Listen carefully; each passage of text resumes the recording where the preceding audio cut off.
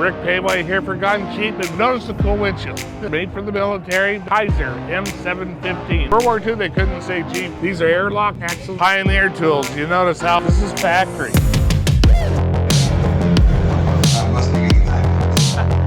Yeah. All of the military data plates. Hi, Rick Péwé here for Gun Cheap, and we got a nice one here. It's the Kaiser M715, about a 1967 model. These vehicles were made for the military back, 67, 68, 69. They had a 230 overhead cam. This one now has an LS. Naturally, what else are you gonna put under it? They also used to have 60 and 70 Danas. This one has Curries, which is 60 front, 60 rear. But the nice thing about it is the Nittos. Look at these tires. They are 40-inch tires and a 20-inch rim. So we usually say, what the heck do you want a 20-inch rim for? Well, in this case, you're looking at sidewall. You're looking at proportion, tire to wheel. And this looks correct, and it's going to work correctly because this is where a lot of your suspension is. So this is really a nice setup.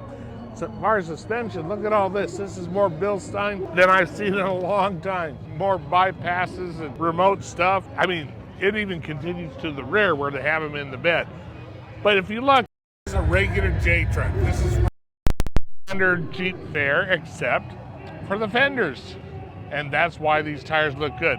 But notice the cool windshield. This windshield folds down, whereas of course a J truck or Wagoneer is going to be slanted with a little thing on top. So this military version is a little different too for the doors because only this part goes up and down. The interior looks fairly stock except for of course the custom stuff. But notice on the dash it has all of the military data plates. I never saw a removable wheel on an M715, but at least this one makes it sort of race-like. So if you look in the back, you got all your standard stuff. Powertanks, of course, and the external shock. And a real nice rack with a ARB in the back. The strange thing is if you look up above, you have a kind of a cool tent. It's the right color in my mind. But how do you get into it? There's no visible access unless this is for pulling it down. So I imagine you have to crawl on this, crawl on this, crawl on this, crawl in here. I'm sorry, my wife's not gonna wanna do that in the middle of the night. So it's a cool truck. Pioneer tools, you notice how the brackets are here. This is actually how the military did it. I don't think they were quite as shiny, but this is how they did it. And they have them on the other side as well. This is the cool part here. This is the old Jeep font. Now, when these were built for the military, they could still put Jeep on it because World War II, they couldn't say Jeep, couldn't say Willys, couldn't say Ford on the back because they didn't design it. This one they are. Notice the big bumperettes. You look at the massive hooks and big rear. That's what you need when you're carrying a lot of weight like this. These are airlocked axles with 538 gears. So for 40s, that's okay. And then one more, here's the shovel. This is factory mounted. Here's a cool thing a lot of people don't understand is this little box.